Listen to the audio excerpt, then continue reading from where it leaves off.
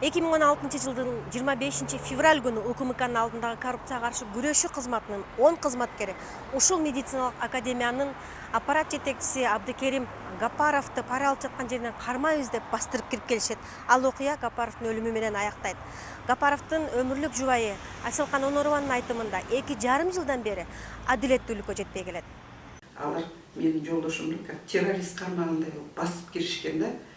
Элдер айткан боюнча вооруженный тапыр-тупыр болуп киришкен кабинетине. Анан эшикти жаап анан кийин күрөш болгон, мат-перемат. Возможно, булар кармата албай коюшкан мунун колуна.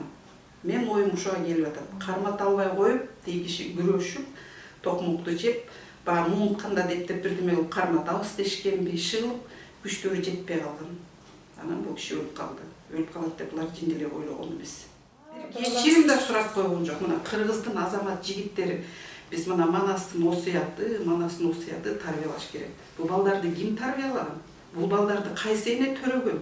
Бул балдардын атасы барбы жокпу? Булар кыргызмын дегенге булар укуктуубу? Эмнеге булар биздин кыргыз элинин жигиттери качантан бери ушу атасын деген балдарды өлтүрүп калган? Эмне барып ошону карма десе эле сөзсүз ошону муунтуп, тепкилеп, уруп, ушундай эмне мыкачылыкка барыш керек беле? Кичине баштары болуш керек, акыл болуш керек. Макул 30 000 сомду алган болгон кезде дагы тепкилебей, колуна кишенен кийгизип, культурно алып барып отургузуп, анан сурай бер. Мыйзам чегинде далилдеп. Мыйзам чегинде. Эмне үчүн тепкилешкен? Ал абдан маданияттуу киши болчу. Абдан кыргыздардын бир аристократ кишиси эле. Мен аялы жубайы катары айтпасам башка кишилерден сурап алгыла. Көлгө барып сурагыла, Нарындан, Оштон, Таластан сурагыла. Кандай киши эле Абдыкерим Гапаров деп. Өтө маданияттуу киши болчу. Ошондой өтө маданияттуу, чачы ак баскан, билимдүү кишини бир муну 28-30 жаштагы балдар тепкиле уруп, сөгүп, уят сөздөр менен сөгүп, ошонун жүрөгүн ортошкан, ошо киши өлүп аткандан нааразы болгон ушу кыргыздын жигиттери менин баламдай балдар келип мени ушинтип атат деп. Кандай акыбалда ошо киши өлдү? Мен ошол моменттин кечире албайм. Эже медициналык экспертиза өткөнбү? Медициналык экспертиза өткөн, бизди 2 айдан ашык бизде көргөзгөн жок, экспертиза материал берген жок. Анан айтышты, ошо денесиндеги жана көктөр, немелер, ал 7 күн мурун болуптур деп. Аялы болгондо мен билем да, анын денесинде каерде көбү бар, эмнеси бар. Тем более у него были синяки, несовместимые с жизнью. Мындай, мунулар бүт, мына жер моундай көк ала, капкара көк сүрөтү бар. Мына жерлер бүт, колдору, буттары көк ала. Десем айтат, 7 күн мурун болду. 7 күн мурун болду дегенде мен каршымын. Себеби доказательство турат. 5 күн мурун, значит, 5 күн мурун сүрөтү турат. Алато ресторанда защита докторской диссертации. Ошондо сөз сүйлөп, жаркылдап турат сүрөтү.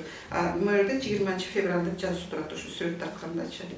Вот. Анан ал жерде бул получается 2 күн көк ала болуп, токмок жеп, таяк жеп, ошо жерде докторскийде жаркылдап турган. Это же не может быть такого. Булар ал сүрөттү билген жок да, андай защита болгон. Во-первых, ал докторский защитада канча кишилер болгон. Алар подтвердить этет эле да. Оорулуу киши, көк алуу, таяк жеген киши ал жерде ынтып жаркылдап жүрмөйбүз. Мен ошону айттым, ал калп бул АКС деген организация түзүлгөнү бул ошол кездеги президенттин колу экен да, биз азыр түшүнсөк, кол экен. Неугодный, керексиз кишилерди алат и в то же время акча жасайт. Көп эле кишилерден уктум. 5 000 сом менен кармашып туруп $5 000 түнү менен алып келсең, сен жаап ишиңди кой беребиз дейт экен да. Ошентип буларга бир жагынан акча жасайт экен, экинчи жагынан бийликке керексиз кишилерди ушинтип жок кылышат экен. Ушул медициналык академиянын ошондогу аппарат жетекчиси Абдыкерим Гапаровдун өлүмүнө байланышкан окуя иликтенип изилденип отуруп, акыры 1987 жылы төрөлгөн Вячеслав Епифанов аттуу жаран ушул академиянын аймагынан жеке ишкерлик боюнча жай сураганда Гапаров 30 000 сом өлчөмүндөгү парага макулдугун бере тургандыгы жазылган. Гапаровдун өмүрлүк жубайы Асылкан Онорованын айтымында ошол учурда бир дагы академиянын өкүлүн же болбосо кызматкерин катыштырбай туруп УКМКнын 10 кызматкери Гапаровдун өздүк иш бөлмөсүндө аны кыйноого алган. Якобы бир орус жараны Епифанов деген якобы арыз жазган имиш, мага бир киоскага ылайык жер берсеңер, гүл сатат элем дегендей ушундай жомук болуп атат да. Анан ал орустан как будто бы мен жолдошум 30 000 сом алып келсең чечип берем дептир. Эми макул, аны биз расследование өзүбүз жасасак, андай бере турган медакадемия 14-жылдан бери мораторий коюптур. Жер жок. Анан жана мурда берилген жерлерди да ала албай ошолорду кайтарып жүргөн кез экен. Мэриянда жери жок, ал жок. Епифанов деген киши? Епифанов деген киши болсо 10-жылы Россияга чыгып кеткен жаран экен. Ошол моментте Кыргызстанда жок экен. Бул пограничный службанын берген маалыматы боюнча, анан 17-жылы келиптир Россиядан. Получается, основание для совершения ошо неме жок, жер жок, гражданин, арыз жазган гражданин жок болуп атат. Анан булар ойлобосо керек да, туугандары тажалжып артынан түшөт десе керек да. Бул көп кишилердин үстүнө ушундай иш жасап, көнүп, көздөрүн май басып көнүп калган да, мындай артынан түшөт деп ойлошкон эмес булар. Ошол УКМКнын кызматкерлеринин үстүнөн иш козголдубу? Булардын үстүнөн иш козгоо үчүн биз жарым жыл митингге чыгып жүрдүк. СНБ зданиясына барып аттык, туугандар ак үйгө барып аттык, жогорку кеңешке барып аттык. Ошентип прокуратура генерал ошол жерге барып пикетке чыгып акыры уголовное дело ачтырганбыз. Алар бизге 2 уголовное дело ачкан. Бир уголовное дело уголовное дело номер 40 на Гапарова и в связи со смертью прекратить деп койду да. Ал иш биз үчүн жабык боюнча турат, жашыруун турат. Бүт иштин баары ошол делода турат да. Ким кирген, эмне кылган, кимдин заданиясы менен барган, ал жабык ящик жабылып калды. Анан биз баягы өлүп көрдүмбү дегендей бирдеги бир сот менен иштеке менен билбесек, бизди баягы итти алаксытыш үчүн сөөк таштап койдук. Ошондой болуп бизге бир следователь менен, ошол ишти алып барган следователь Суаналиев менен, анан Айманбаев, Мусаев деген 2 эшикке тоскон баланы берип коюптур уголовное дело кылып, анан статья там халатность дегенде бериптир. Биз аны деле билбесек, ыйлап калып жүрүп, ачылды, ошолордун үстүнөн иш ачылды деп эле сотко барып эле доллап жүрөбүз. Аны аларды районный суд Архарова оправдать этип койду. Хотя алардын деле күнөөлөрү налицо болсо деле, тем не менее, ошо тем эле биздин односторонне аларды оправдать этти, хотя медакадемиянын представительдери ачып атат, айтып атат, жер жок, орус жок. Анан кийин должностной обязанность ага кирбейт бул кишиники. И потом представитель медакадемии болуш керек экен обязательно.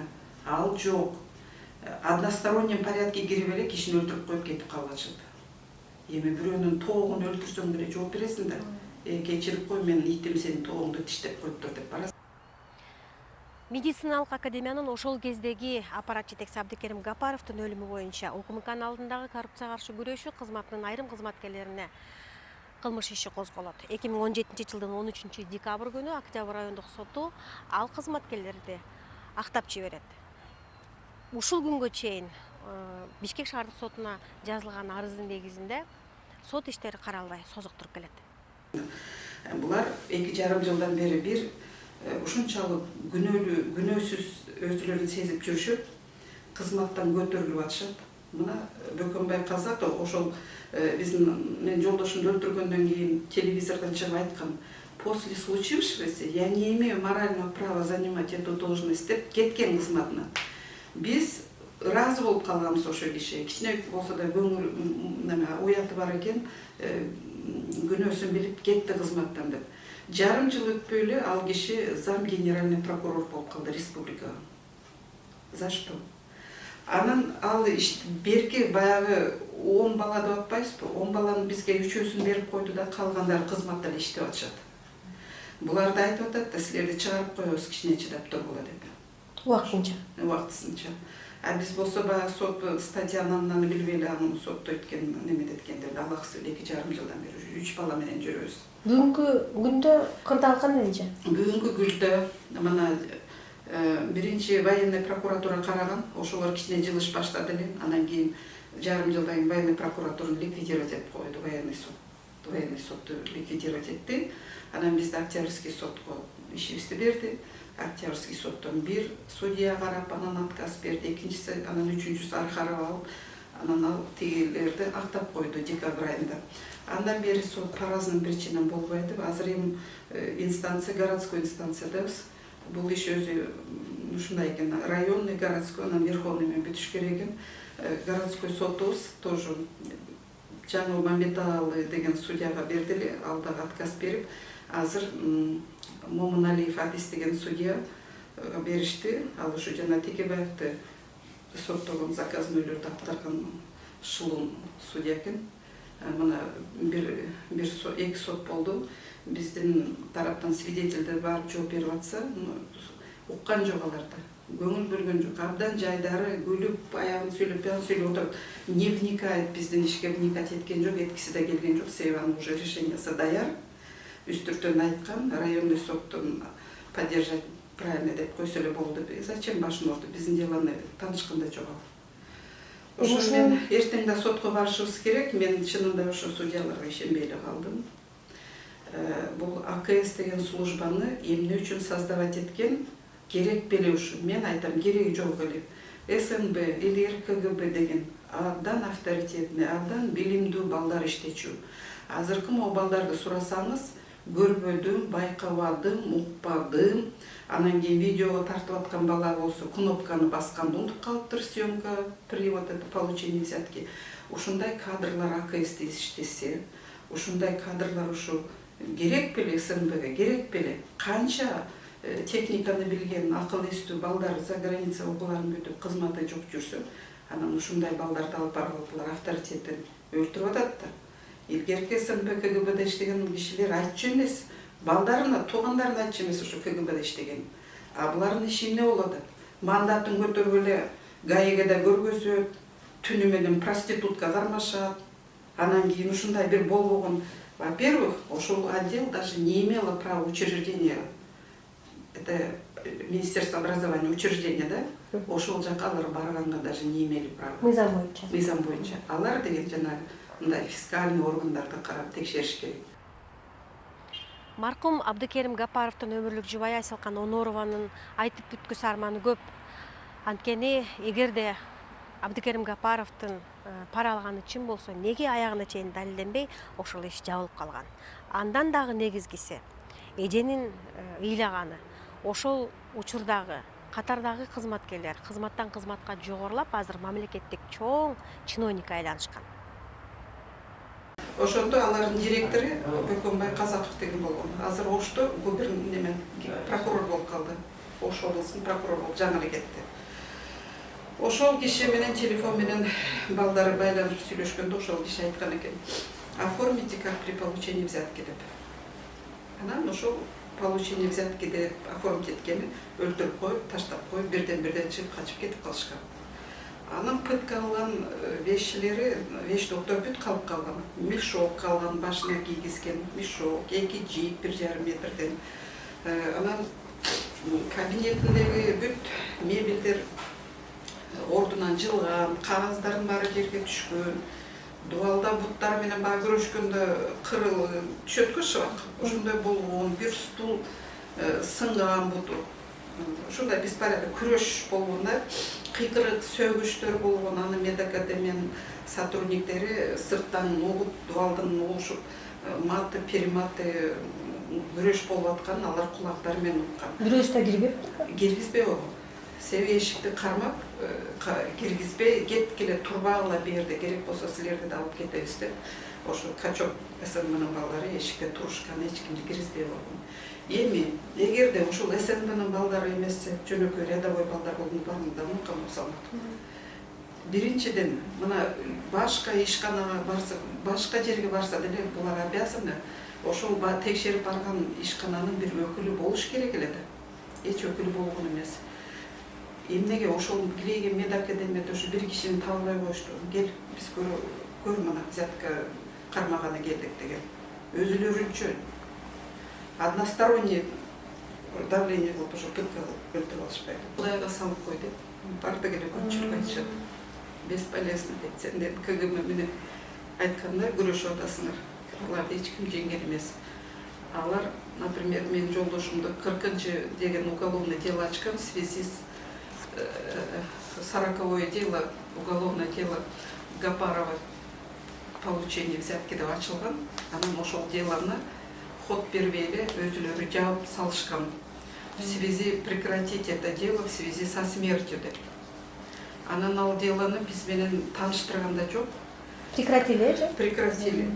Ошол прекратить эткенде бир 20 чакты СНПнын начальниктери, прокуратуранын начальниктери кол койгондо прекратить депчи. А бизден сурап да коюшкан эмес. А мен суроо берет элем. Эмне үчүн өлдү? Эмне үчүн прекратили? Хотя бы бир бизде дагы угуп, если ошол взятка алган болсо, тактап берип, көргөзүп, анан биз да уялып жер карап, аттың ушундай болуп калыптыр деп унчукпай калат элек. Эми бул бир тараптуу болуп атат да. АКСтин 10 баласы кирсе, совершенно медакадемиядан бирде представитель өкүл болбосо, анан өзүлөрү кирип алып 1,5 саат, 2 саат билген намазын окушкандагы кыйнап. Анан өлтүрүп коюп, анан эмне кылабыз деп отурушуп, анан кийин ошол чечимге келишкен. Эгерде взятка алган болсо, видеосъемкасын көргөзсүн. Эгерде ошол жер болсо, көргөзсүн, кайсы жерди сураган. Ошол орус келип сүйлөсүн телевизордон, мен бергемин деп. Анан самое главное бул жерде одностороннем порядке взятка алып өлдү дейт. Одностороннем порядке. Алардан башка эч ким жок да. Они все заинтересованы односторонний кишилер. Баары СНБнын кишилери. Башка эч ким болгон эмес кабинеттин ичинде. Анан ошону кантип ушу билбейм, мени күрөшпөй эле таштап кой деп атышат. Эми мен кантип таштап коймун ушуну? А менин артында уулум турат, неберелерим турат, кыздарым турат, алайдын эли турат, конце концов. Менин күйөөм жөн эле бир жерде көчөдө жүргөн киши эмес болчу да. Могу өлтүргөн балдарды салып таразага койсо, онун авторитети менин күйөөмдүн бир чыпалаанын авторитетине жетпейт болчу.